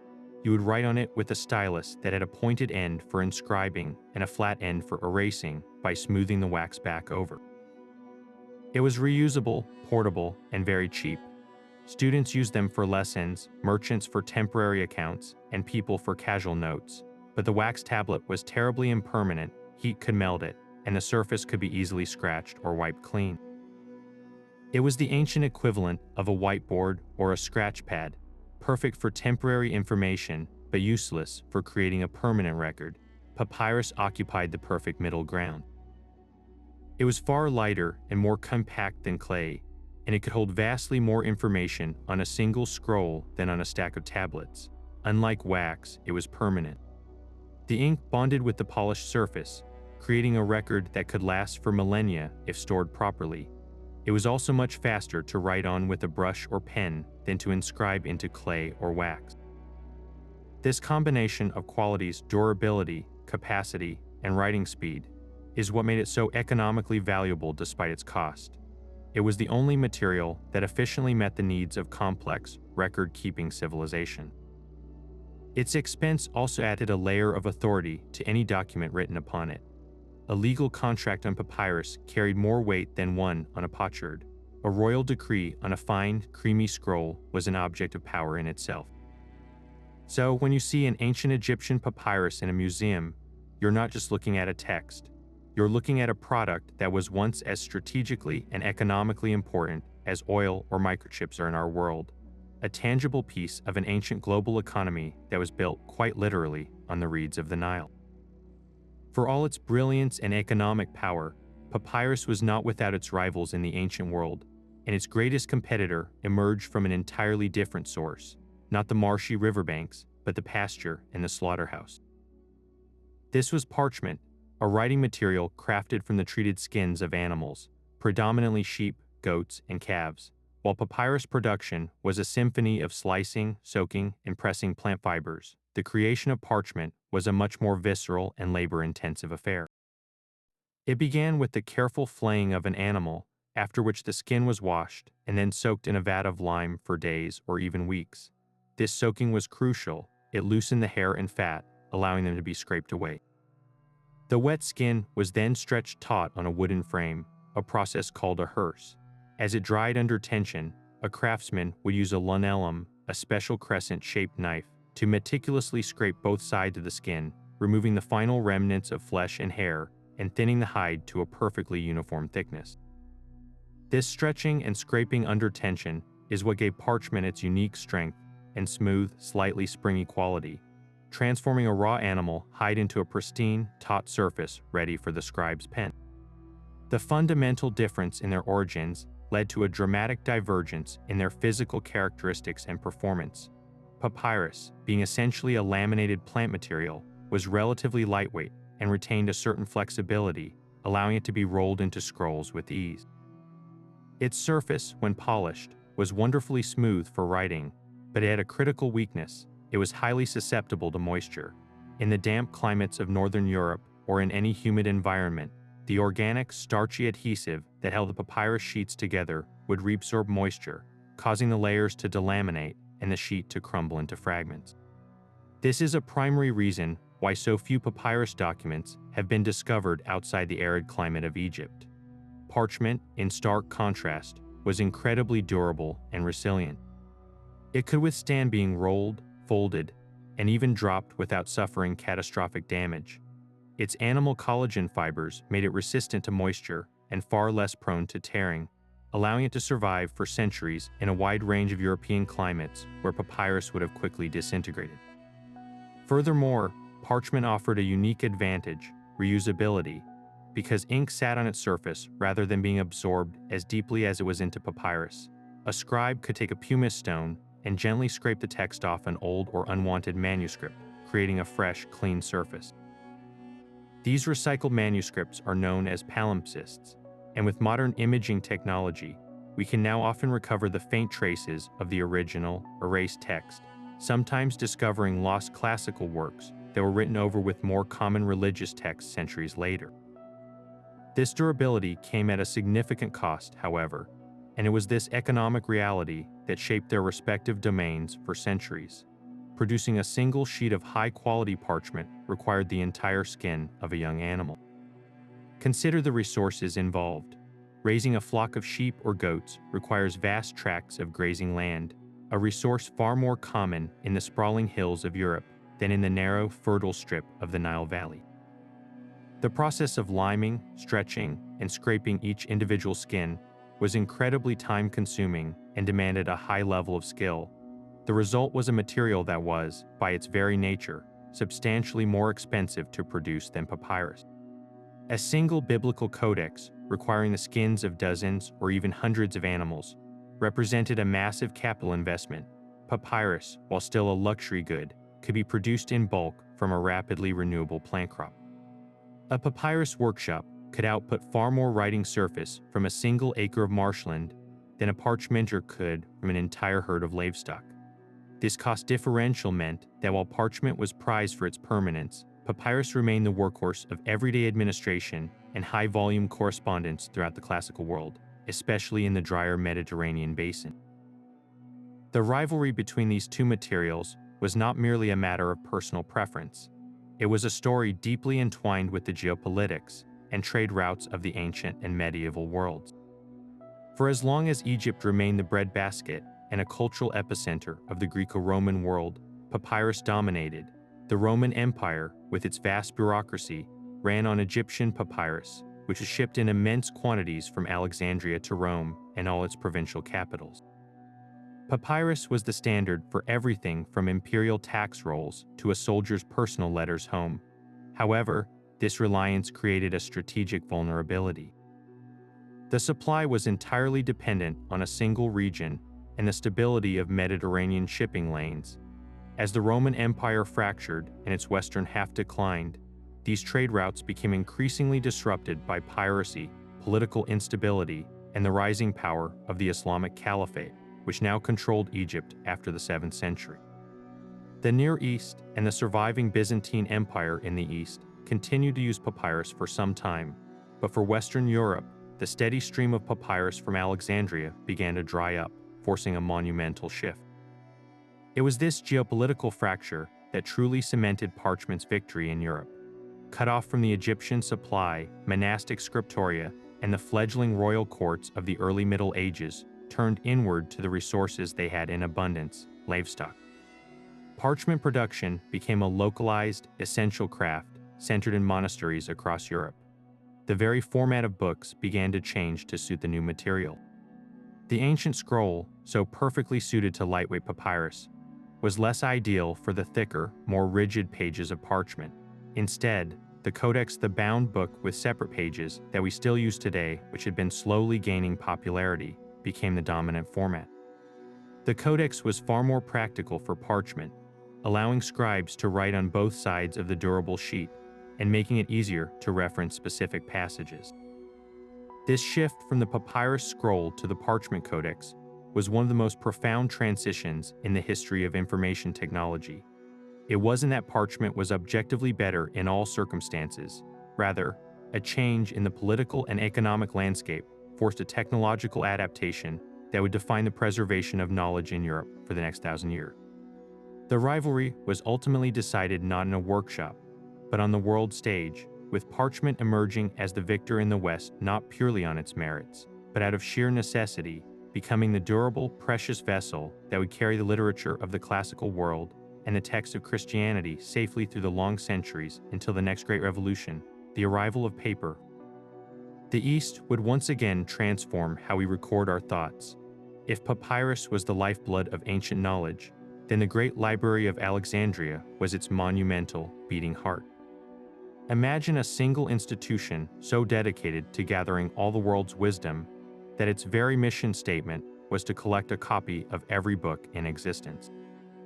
This wasn't a metaphorical goal, it was a literal, state-funded directive pursued with an ambition that still takes our breath away. At its zenith, scholars estimate the library housed a staggering 400,000 to 700,000 papyrus scrolls. To put that number into perspective, that would be like having every single book from dozens of large modern public libraries. But each book was an individual scroll meticulously hand-copied onto the finest Egyptian papyrus. This was a papyrus paradise, a universe of knowledge all inscribed on the laminated reeds of the Nile, making it the single greatest concentration of information the ancient world would ever know. The methods used to build this unparalleled collection were as audacious as the goal itself. The Ptolemaic kings who ruled Egypt and funded the library wielded the power of the state with a bibliophile's passion. They dispatched agents across the known world with vast royal treasuries at their disposal, tasked with purchasing any and all texts they could find, from the philosophical treatises of Athens to the astronomical charts of Babylon and the medical texts of the Phoenician coast. But their most famous and somewhat infamous tactic involved the bustling port of Alexandria itself. When merchant ships docked in the harbor, they were not just subject to customs inspections for goods, they were also searched for books. Any scrolls found on board were promptly confiscated by the library's officials. Now, here's the fascinating part. the owners weren't simply left empty-handed. The library's scribes would immediately set to work, creating high-quality copies on fresh papyrus. The original would be kept for the library's permanent collection, labeled as "from the ships," while the copy was given to the ship's owner. While this was undoubtedly an inconvenience for the traveler, it was a ruthlessly effective way to vacuum up knowledge from every corner of the Mediterranean and beyond, ensuring that unique texts from distant lands found a permanent home in Alexandria. This relentless acquisition policy turned the library into more than just a repository. It was a massive, state-sponsored intellectual engine, and papyrus was the fundamental fuel that powered every part of its operation. Think of the sheer scale of the supply chain needed. Endless rolls of papyrus, produced in those dedicated workshops we discussed earlier, would have been flowing into the scriptorium of the museum, the research institute connected to the library. There, armies of scribes, each with their palette, reed pens, and ink cakes, worked in shifts, their hands a constant blur of motion as they copied and recopied text. The very air would have carried the scent of ink and papyrus, a perfume of scholarship. Papyrus was the shared platform that allowed a Greek geographer like Eratosthenes to calculate the Earth's circumference using data recorded on Egyptian paper, and for the anatomist Herophilus to document his groundbreaking dissections on the same material. It enabled the poet Callimachus to compile his massive catalog, the Pinaeus, which attempted to list all the authors and their works in the library, a monumental metadata project itself spanning countless scrolls. Without a durable, standardized, and relatively plentiful writing material like papyrus, this entire ecosystem of collecting, copying, and critiquing would have been impossible. Clay tablets were far too cumbersome for such a vast library, and wax tablets were far too temporary. Papyrus provided the perfect balance of capacity, durability, and practicality, making it the indispensable backbone of this ancient worldwide web of knowledge, connecting thinkers across continents and centuries on a medium born from the Nile's humble marshes. While the Rosetta Stone's iconic granite surface rightly gets the credit for cracking the code of hieroglyphs, that breakthrough was only the beginning of a much larger and more painstaking process of rediscovery. Think of the stone as providing the master key to the language, a set of fundamental phonetic principles, but to truly understand the vocabulary, the grammar, and the beautiful, flowing script of everyday Egyptian life, scholars needed more. They needed context, repetition, and vast amounts of text.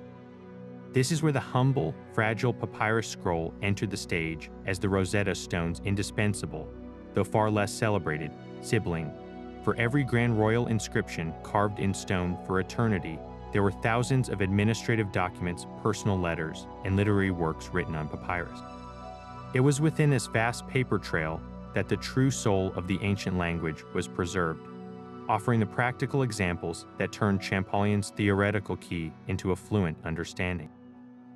These papyrus documents were particularly valuable when they contained parallel texts, much like the Rosetta Stone itself, but in a form that was far more common for cross-cultural bureaucracy.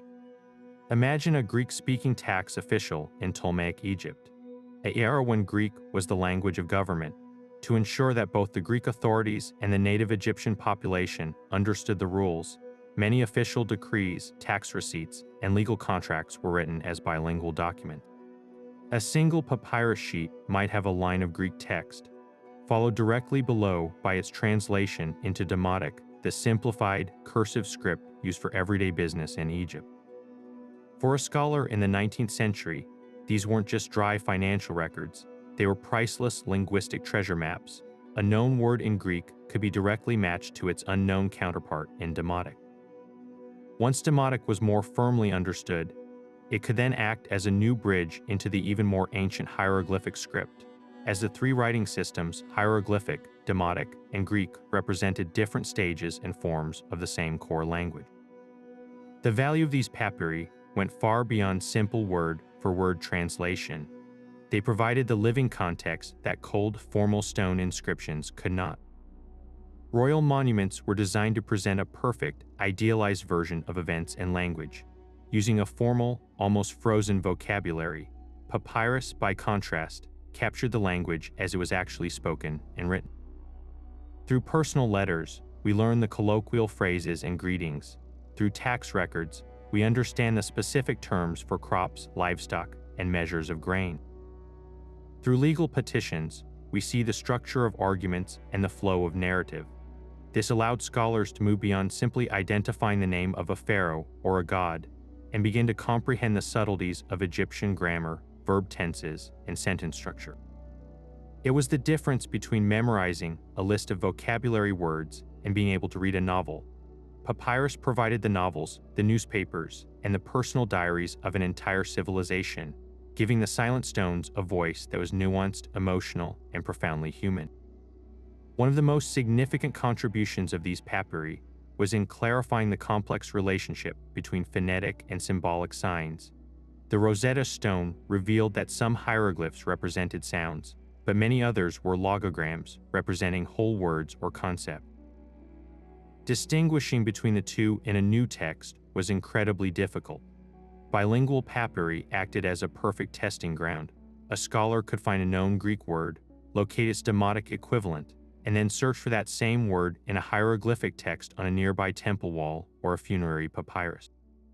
By seeing the same word appear repeatedly in different contexts, they could determine with certainty whether a specific grouping of hieroglyphs was meant to be read phonetically, like a series of alphabet letters, or if a single symbol, like a drawing of a leg, was actually a logogram for the word strength or coming. This process of cross-referencing across thousands of documents slowly built a reliable and comprehensive dictionary, where the guesswork of early pioneers was gradually replaced by confirmed, evidence-based understanding. The preservation of these paper artifacts, however, created a unique and urgent challenge for the new science of Egyptology. A granite stele like the Rosetta Stone is virtually indestructible. It can sit in the desert for 2,000 years and emerge largely unscathed. A papyrus scroll, on the other hand, is an organic time capsule of breathtaking fragility. Many of the most important bilingual texts were discovered not in pristine libraries, but in trash heaps on the outskirts of ancient towns, or reused as cartonnage, a kind of ancient papier-mâché used to stiffen the linens wrapping mummies. These scrolls would be carbonized, brittle, torn, or stuck together in compacted lumps. Unrolling them required the steady hands of a surgeon and the patience of a saint. Pioneering conservators developed ingenious methods, sometimes carefully slicing rolled scrolls vertically into segments to access the inner layers, or painstakingly separating sheets by humidifying them just enough to loosen the ancient sap-based adhesive. Every fragment that was successfully read and cataloged added another piece to the colossal jigsaw puzzle of the Egyptian language, a testament not only to the scholars who deciphered the texts, but also to the conservators who saved them from total oblivion. So, while we rightly celebrate the Rosetta Stone as the singular symbol of decipherment, the real work of bringing ancient Egypt back to life was a collaborative effort between stone and papyrus. The stone provided the revolutionary spark, the foundational theory that hieroglyphs could represent sounds, but it was the mountains of papyrus, the tax records from a forgotten village, the correspondence of a middle-class family, the magical spells from a funerary text that provided the endless stream of data necessary to build a complete and living language. Without these fragile pages, our understanding of ancient Egypt would be like knowing the rules of a game without ever having seen it played. We would grasp the basic structure, but miss the strategy, the excitement, and the human emotion. The papyri filled the halls of the pharaohs with conversation, stocked the granaries with measurable wealth, and gave modern humanity the incredible gift of hearing the whispers of the Nile scribes across a gulf of 2,000 years, all thanks to the enduring power of pressed and polished reeds. Given the delicate, organic nature of papyrus, its survival for 2,000 years or more is nothing short of a historical miracle, a fragile thread connecting us to the ancient mind. This wasn't a matter of luck. It was the result of a perfect and incredibly rare set of environmental conditions that essentially placed these documents in a state of suspended animation. The single greatest enemy of papyrus is, and always has been, moisture, the very plant-based adhesive that so brilliantly binds the fibers together during manufacturing becomes its Achilles heel over time. In any humid climate, the starchy sap would reabsorb atmospheric water, reactivating the glue and making the sheet sticky. This would lead to mold growth, which rapidly consumes the cellulose fibers or cause the layers to delaminate, crumbling the sheet into fragile fragments. Even the daily humidity of a typical Mediterranean coastal town would be enough to destroy a papyrus scroll within a few generations. This is precisely why the vast majority of the hundreds of thousands of papyri that once filled the great library of Alexandria have vanished without a trace. The humid air of the coast, combined with the inevitable fires and political conflicts, ensured their complete disintegration. For papyrus to beat the odds, it needed a sanctuary of exceptional dryness, a place where the relative humidity remained permanently and perfectly low. The most iconic of these sanctuaries were, without a doubt, the deep, sealed tombs of the Egyptian elite, particularly in the desolate Valley of the Kings. Picture a papyrus scroll, perhaps a beautifully illustrated book of the dead, placed within a painted wooden box, and then sealed inside a stone sarcophagus within a tomb carved deep into the heart of a sun-baked limestone mountain. This environment created a near-perfect preservation chamber. First, the tomb's depth provided a remarkably stable temperature, insulated from the scorching heat of the day and the chill of the desert night. More importantly, the airtight seal of the tomb's entrance, often hidden and blocked by rubble, created an anaerobic environment, one devoid of circulating air and oxygen. This lack of air circulation was a double victory. It prevented the introduction of new moisture, and it severely limited the activity of the bacteria and insects that would normally devour organic material. Inside that dark, silent, and ultra-dry chamber, the papyrus was safe. It wasn't exposed to the destructive energy of light, which would have faded its inks and weakened its fibers. It wasn't being handled, rolled, or unrolled. It simply existed in a state of perfect stasis, waiting for millennia until a modern archaeologist's careful hand would break the seal and reveal a document that looked almost as fresh as the day it was entombed. These funerary texts give us the most spectacular and complete examples of Egyptian papyri, but they represent a very specific and narrow category of document, those concerned with religion, ritual, and the journey to the afterlife. For a truly revolutionary window into the daily lives of ordinary Egyptians, we must turn to a much less glamorous but arguably more informative source, the garbage dumps.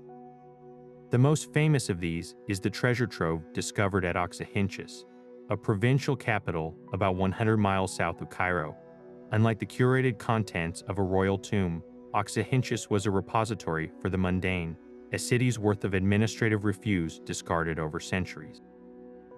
The inhabitants would take their waste broken pottery, food scraps, and most importantly for us, vast quantities of discarded papyrus, and dump it in massive mounds on the outskirts of the town.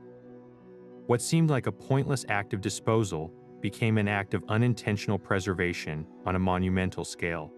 The desert environment performed its magic here as well. The incredibly dry, sandy soil acted like a desiccant, pulling every last bit of moisture from the papyrus fragments. The layers of sand and other debris quickly buried the rubbish, protecting it from wind, sunlight, and the occasional rain. The papyri were essentially mummified in the sand. The conditions at Oxyhinchus were so exceptionally dry that even papyri that had been deliberately torn, crumpled, or written on both sides survived. Scholars have recovered tax records, personal letters, shopping lists, school children's writing exercises, contracts, and even fragments of lost literary works by famous Greek authors like Sappho and Sophocles. Because this was trash, it represents an unfiltered, candid cross-section of an entire society going about its daily business. We learn about the price of wheat, disputes between neighbors, the anxieties of a soldier riding home, and the clumsy handwriting of a child learning his alphabet. This is the papyrological record at its most human, and it only exists because the ultra-arid Egyptian desert provided a perfect natural dehydration chamber. The sheer volume is staggering. Over 500,000 fragments have been excavated from Oxyhinchus alone, and the painstaking process of cleaning, reading, and cataloging them continues to this day, slowly piecing together the story of a lost city from its discarded paperwork. This combination of intentional burial in the deep, sealed tombs and the accidental preservation in the dry desert rubbish heaps created a unique historical record. One context gives us the majestic, formal voice of Egyptian eternity, while the other gives us the chaotic, vibrant, and utterly relatable chatter of everyday life, with the humble papyrus reed faithfully carrying the message of both across an unimaginable gulf of time. As the Roman Empire fragmented and the great trade networks that supplied papyrus to the world began to dissolve, a profound silence fell over the craft that had sustained it. Egypt itself gradually shifted to the use of parchment, and later to paper, a revolutionary material that had traveled west from China through the Islamic world. Paper, made from a pulp slurry of rags and fibers, could be produced almost anywhere with sufficient water and raw materials, breaking Egypt's millennia-long monopoly on writing surfaces. The bustling papyrus workshops along the Nile fell quiet, their precise techniques no longer a living, breathing trade passed from master to apprentice. The knowledge of how to select the perfect stem, how to slice the pith into those translucent sheets, and how to harness the plant's own sap as an adhesive simply faded from human memory. For well over 1,000 years, the creation of papyrus was a complete mystery, a ghost of a technology known only from the finished, brittle scrolls found in museums and the descriptions of classical authors like Pliny the Elder, whose account was tantalizing but frustratingly incomplete. The very material that had recorded so much history had, ironically, lost its own story. This long period of dormancy finally began to crack in the 1960s, thanks to the vision and determination of an unlikely figure, an Egyptian scientist and engineer named Dr. Hassan Ragab. A man with a distinguished military and diplomatic career, Dr. Ragab returned to Egypt with a passionate desire to reconnect his nation with its ancient heritage, not just as an archaeologist digging up the past, but as an innovator reviving it. He was not content to simply admire the papyrus artifacts in glass cases. He was driven by a burning question: how was this actually done? His goal was audacious, to not just understand the process theoretically, but to physically recreate authentic, writable papyrus using only the tools and methods that would have been available to the ancient Egyptians. This was not a casual academic exercise. It was a full-scale, hands-on archaeological experiment that would consume years of his life, a journey of trial and error conducted in the very landscape where the craft had first been born. Dr. Ragab's first and most fundamental challenge was botanical. The papyrus plant, Cyperus papyrus, which had once flourished throughout the Nile Delta, had virtually disappeared from Egypt, driven to local extinction by changes in climate and habitat over the centuries. There were no living local specimens to study or harvest. Undeterred, he embarked on a quest to reintroduce the plant, sourcing specimens from abroad, most notably from the Sudan and from botanical gardens in France that had preserved the species. He established his own papyrus plantation on Jacob Island in Cairo, patiently cultivating the reeds and learning their growth cycles, their ideal conditions, and their harvest time. This in itself was a monumental achievement, re-establishing a lost agricultural foundation. But growing the plant was only the beginning. The real puzzle lay in the manufacturing secret, the exact sequence of steps that transformed a tall, triangular reed into a smooth, durable sheet of paper. Armed with the vague descriptions from Pliny the Elder's natural history, Dr. Ragab and his team began their experiments. Pliny wrote of slicing the pith into very thin strips of the broadest possible kind, and arranging them vertically and horizontally, then pressing them and drying them in the sun.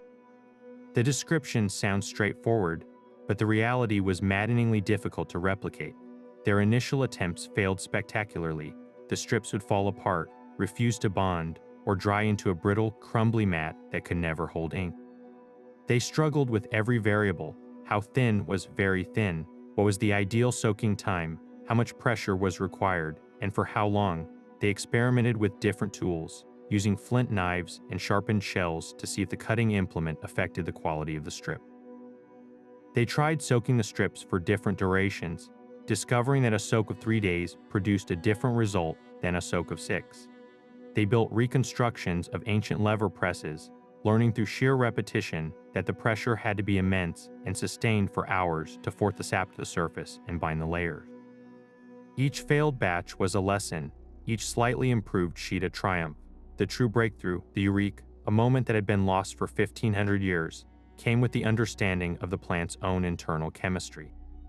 Dr. Ragab realized that the key wasn't just pressing the strips, but creating the conditions for the sap to act as a natural, unifying adhesive. He discovered that the magic happened during the soaking phase, when the Nile water activated the plant's starches and sugars, and then, crucially, during the pressing, when that sticky sap was forcibly extruded to form a permanent bond as it dried. This wasn't a process that could be rushed. It required a specific, unhurried rhythm, a careful harvest, a patient soak, a meticulous crisscross assembly, and a powerful, prolonged press, all culminating in the final curing under the intense Egyptian sun. When he finally produced a sheet that was strong, flexible, and had that characteristic creamy color and smooth surface, a sheet that could be written on with a reed pen without the ink bleeding, he knew he had succeeded. He had not just guessed at the process, he had relived it, rediscovering through painstaking practice the exact alchemy that the ancient craftsmen had perfected. The success of Dr. Ragab's endeavor had an impact that stretched far beyond the laboratory or the academic journal. He founded the Papyrus Institute in Cairo, a living museum and workshop dedicated to preserving and promoting this revived art. For the first time in over a millennium, authentic papyrus was being produced in Egypt, not as a museum piece, but as a living, vibrant craft. Artisans were trained in the techniques he had rediscovered, ensuring that the knowledge would not be lost again. The Institute also became a center for combating the rampant trade in modern forgeries, poor quality imitations made from banana leaves or other plants, often sold to tourists as genuine papyrus. By establishing a standard for the real thing, Dr. Ragab helped protect both the cultural heritage and the economic interests of his country. His work demonstrated that the ancient Egyptians were not just mystical figures from a distant past. They were brilliant engineers and chemists who had mastered their natural environment. The revival of papyrus making stands as a powerful testament to the fact that some of the most profound secrets of history are not always hidden in tombs or temples, but can be unlocked through the persistent, hands-on effort to rewalk the steps of the ingenious minds that came before us. The story of papyrus is far from a closed book, a relic locked away in a museum display case. Thanks to the dedication of pioneers like Dr. Hassan Ragab, the ancient craft has been astonishingly resurrected, and today the rhythmic sounds of its creation can still be heard, not in a royal workshop, but in the bustling back rooms of modern Cairo and Aswan.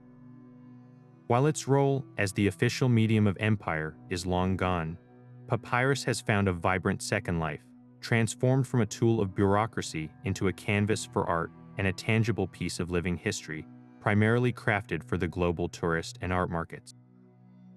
This modern renaissance does more than just produce souvenirs.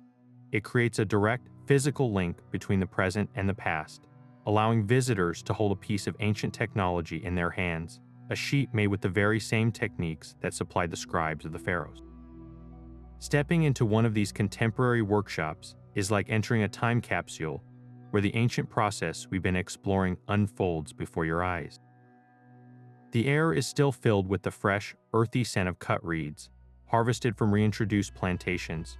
You can watch as an artisan, often with decades of experience, selects a thick stem and with a swift practice motion, peels away the tough green rind using a simple metal blade. The reveal of that brilliant white pith is just as dramatic today as it would have been thousands of years ago. The next stage, slicing the pith into those paper-thin strips, remains the ultimate test of skill. Observing a master at work is mesmerizing.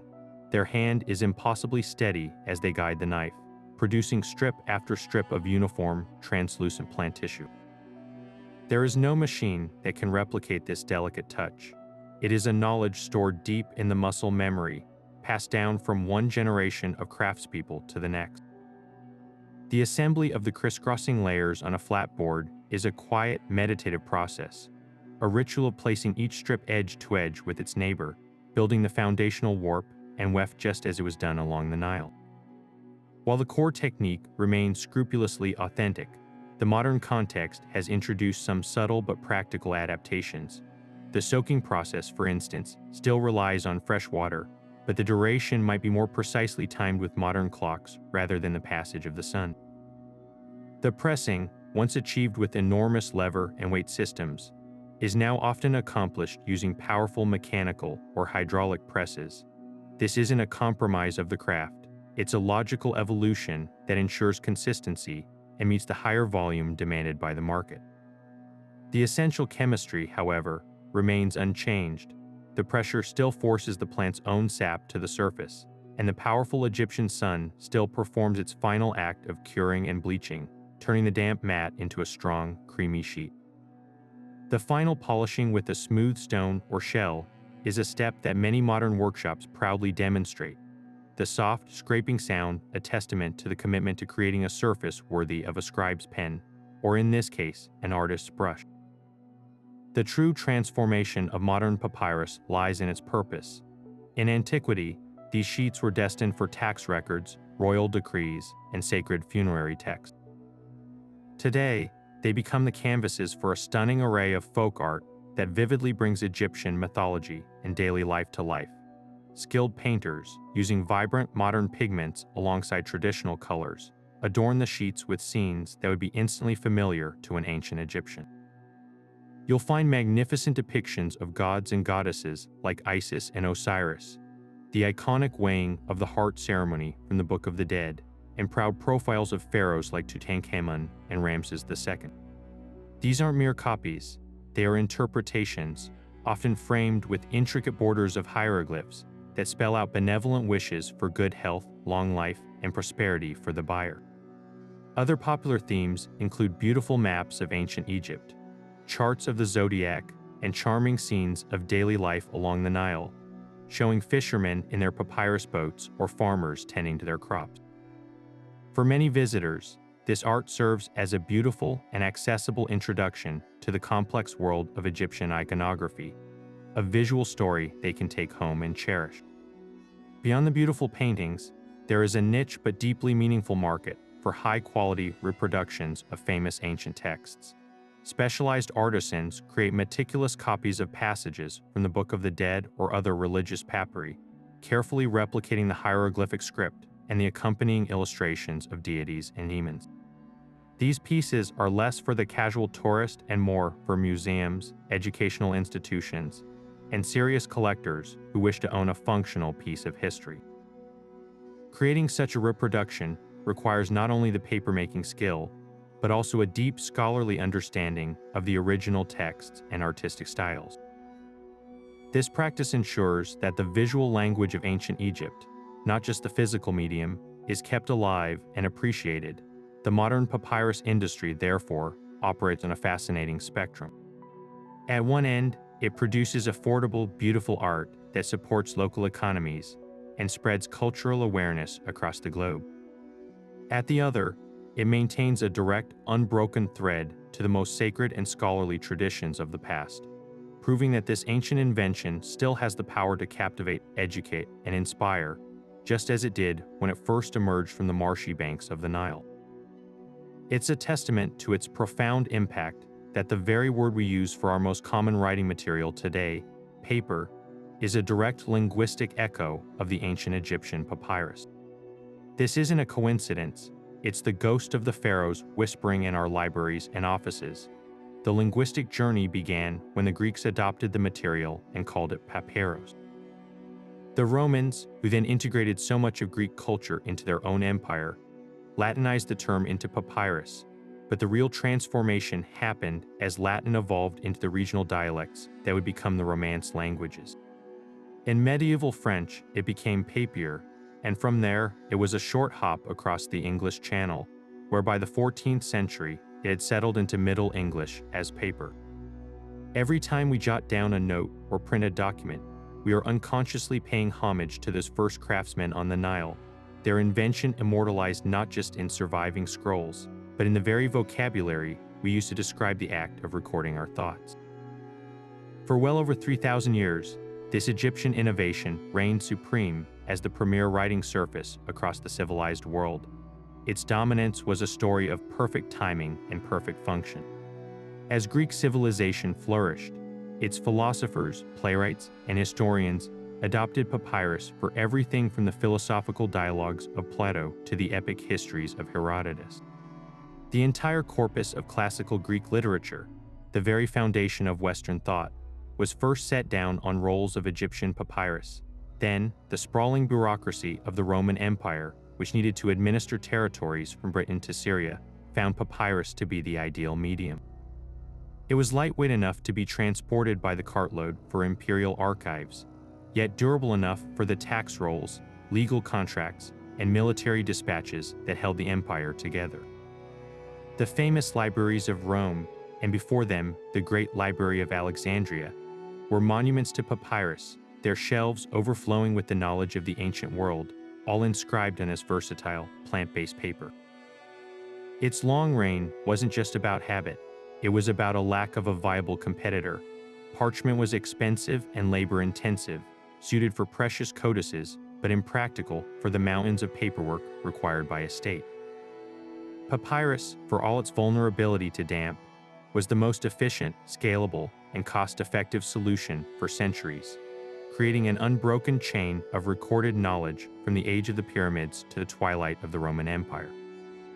The technological shift that ultimately dethroned papyrus began not in Europe, but in China with the invention of paper as we fundamentally know it today. Around the year 105 of the Common Era, a court official named Kai Lun is credited with formalizing a process for creating paper from a pulp slurry of rags, hemp, tree bark, and fishnet. This was a revolutionary departure from the laminated structure of papyrus. Instead of carefully arranging strips, Chinese papermakers would break down fibrous material in water, then scoop a thin layer of this slurry onto a screen, allowing the water to drain away and leaving behind a mat of random, interlocked fibers that, when dried, formed a sheet. This true papermaking technology was slower to travel west than the papyrus scrolls themselves, moving along the Silk Road through the Islamic world. It was the Arab empires, after learning the secret from Chinese prisoners in the 8th century, who established the first paper mills in the cities of Samarkand and Baghdad, refining the process and spreading it across their territories. This new paper had distinct advantages. It was more uniformly smooth on both sides, could be made from a wider variety of locally available materials like linen and cotton rags, and was generally less expensive to produce in bulk than parchment. More crucially, its random fiber construction made it less prone to cracking along a grain, and it could be sized with substances like starch to make it more resistant to ink bleeding. The final chapter of papyrus's dominance in Europe was written not by a sudden technological triumph, but by a slow geopolitical strangulation of its supply. For as long as the Roman Empire controlled or maintained strong trade links with Egypt, the papyrus rolls kept coming, but as the Western Roman Empire crumbled in the 5th century, those trade routes fractured. The final blow came in the 7th century with the rapid expansion of the Islamic Caliphate, which conquered Egypt in the 640s. While the Islamic world continued to use papyrus for some time, the Christian kingdoms of Europe were now cut off from their primary source. The papyrus that did trickle through became increasingly rare and expensive, a luxury item. This forced a monumental and irreversible shift in Europe's information technology. Monasteries and nascent royal courts, unable to rely on Egyptian imports, turned inward to the one resource they had in abundance: animal skins. Parchment production, once a complementary craft, became the lifeblood of European literacy. The format of books changed to suit the new material, with the sturdy parchment codex, or bound book, definitively replacing the papyrus scroll. This wasn't an immediate, conscious choice of a superior product. It was a pragmatic adaptation to a new economic and political reality. Europe, isolated from the papyrus marshes of the Nile, had to build its literary and administrative culture on a foundation of parchment, a material that would define the look and feel of the medieval manuscript for the next 1,000 years, patiently preserving knowledge until papermaking technology finally arrived from the Arab world to begin the next great revolution in the history of writing. So as we reach the end of our journey together, let's take a moment to truly absorb the sheer scale of what we've uncovered. It began with a simple, towering reed swaying in the Nile's current, a common sight in the Egyptian marsh. Yet, through a breathtaking act of human ingenuity, that humble plant was transformed into one of the most revolutionary technologies the world has ever known. This wasn't a simple craft. It was a sophisticated alchemy that turned the gifts of a river into the very bedrock of civilization.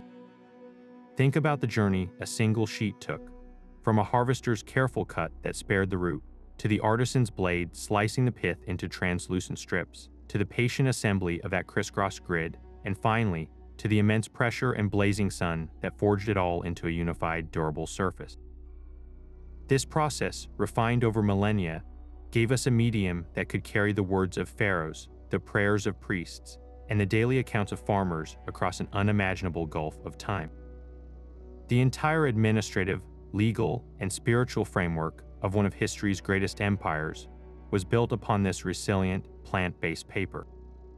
It connected the ancient world, fueling trade and knowledge from the ports of Alexandria to the forums of Rome, and it's the very reason we can still hear the whispers of scribes today, their stories preserved not in stone, but in a surface born from the river mud.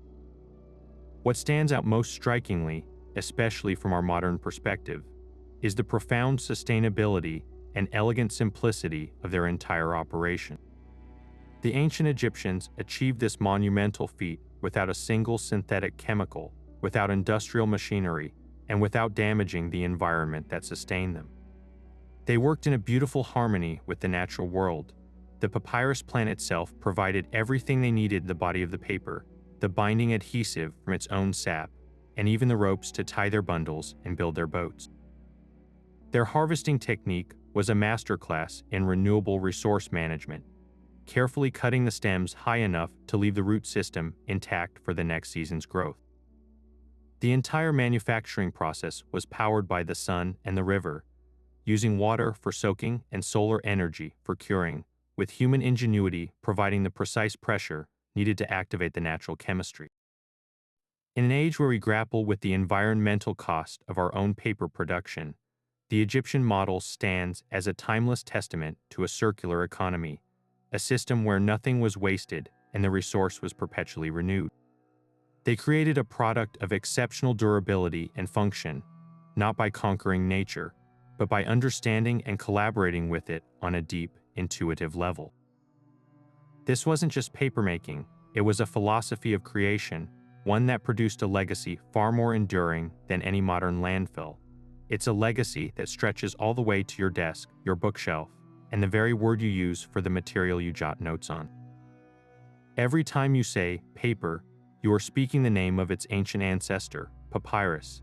This linguistic thread is a direct connection, a quiet echo of the Nile marshes in our everyday language. The influence, however, goes far deeper than a name. The Egyptians essentially invented the concept of a portable, scalable information technology.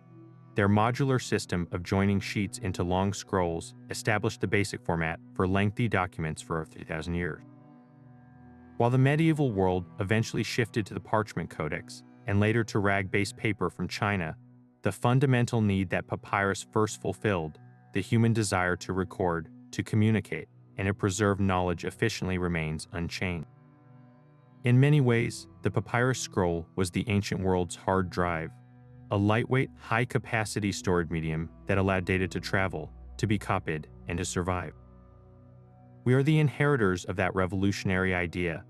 Our libraries, our universities, our legal systems, and our very understanding of history all owe a profound debt to those first craftsmen who looked at a marsh reed and saw not just a plant, but a possibility, the chance to make human thought permanent, to send messages into the future, and to build a bridge of knowledge across the centuries. This story is a powerful reminder that some of humanity's most profound leaps forward are born not from complex machinery, but from careful observation, patient experimentation, and a deep respect for the materials at hand. The ancient Egyptians saw potential where others saw only reeds. They unlocked the secrets held within a plant's cellular structure and harnessed them with a process so effective that we are still unrolling and reading the results today. It encourages us to look at the world around us with that same sense of wonder and possibility. What everyday material in our own time holds a hidden potential, waiting for a fresh perspective to reveal its next great purpose. The enduring magic of papyrus is that it connects us not only to the minds of ancient people, but also to the timeless spirit of innovation itself. It's a story that deserves to be remembered and celebrated. Now, we'd love to hear from you. What ancient invention captures your imagination and leaves you in awe of the people who came before us?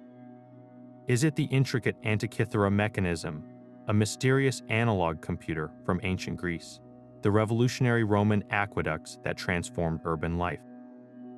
Or perhaps the stunning concrete of the Pantheon that has weathered 2,000 years?